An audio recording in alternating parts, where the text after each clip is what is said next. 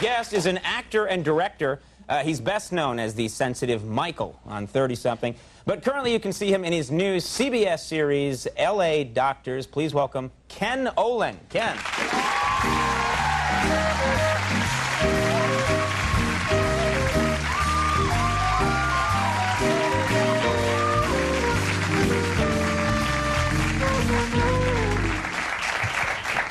We steam cleaned it in the break, so don't worry about it. Thank you. Classy show, man.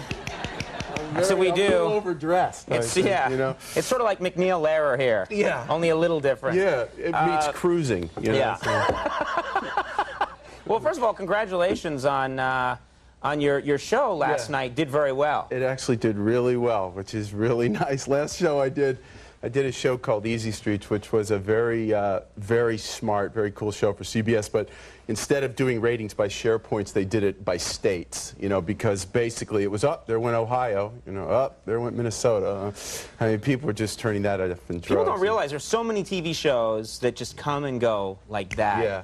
And when you look at all the enthusiasm and hype that goes into every show, every fall season, check it out. He's a monkey and she's a dentist, you know, and then it's just gone right away. Yeah, but actually last night it did great. So, you know, and everybody's very excited and being very nice to me. You know, my wife called and said, "Come home, baby," and so yeah. Well, where have you been?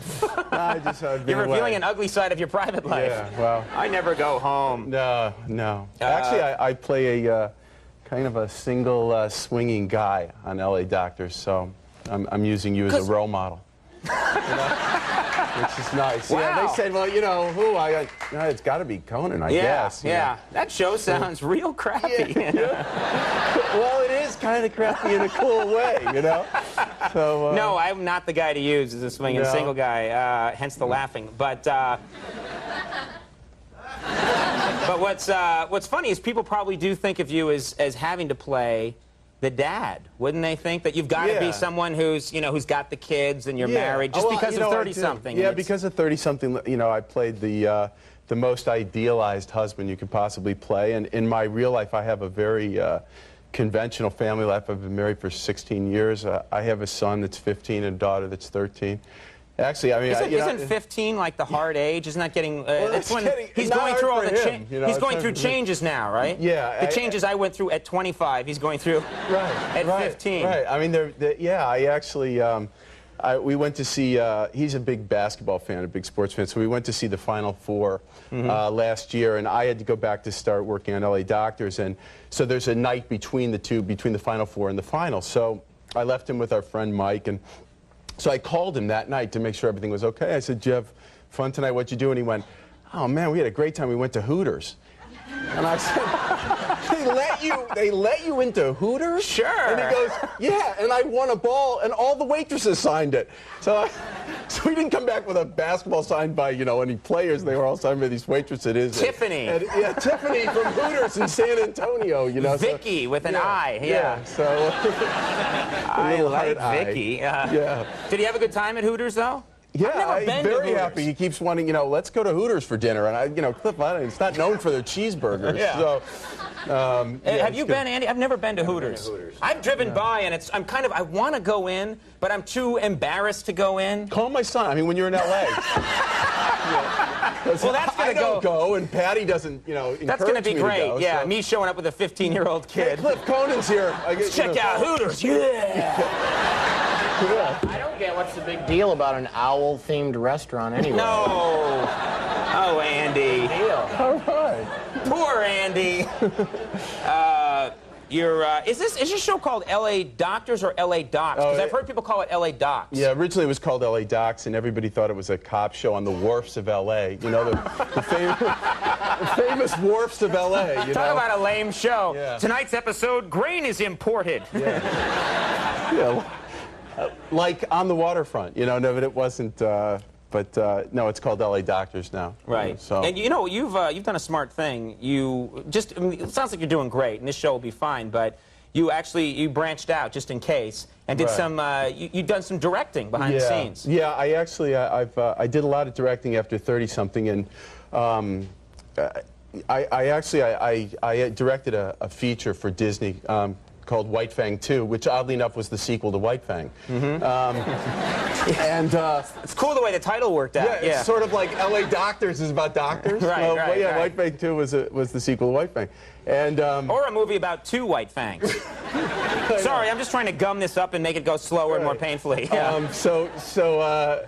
That was, I think that was the last time. It was animals. Yeah, you can't work with animals. How do you direct animals? It's like animals? working with Will earlier. Do you know what I mean? It's like, you know, the last thing I did, White Fang 2, I think I pretty much decided that it would be the last time I worked with animals because I was dealing with a ram in rut. You know, so, which is... A ram in heat, yeah. Yeah, except it's a male. Right. You know, so... yeah, right. So, you know, they brought in this thing. It was just supposed to be a ram, and they bring him in. You hear the box, you know, bam, bam, bam. So, you know, go, oh, yeah, this animal's going to be very reasonable. When I say, okay, I need you to move a little bit over here, and then, you know, and so they basically put it in this, you know, fence that was 11 feet high.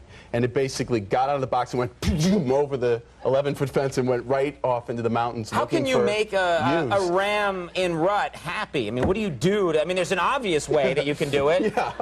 What do you mean? Don't ask me. I got out of it. You know, that's it for me. Give him a magazine, anything. Yeah. You know.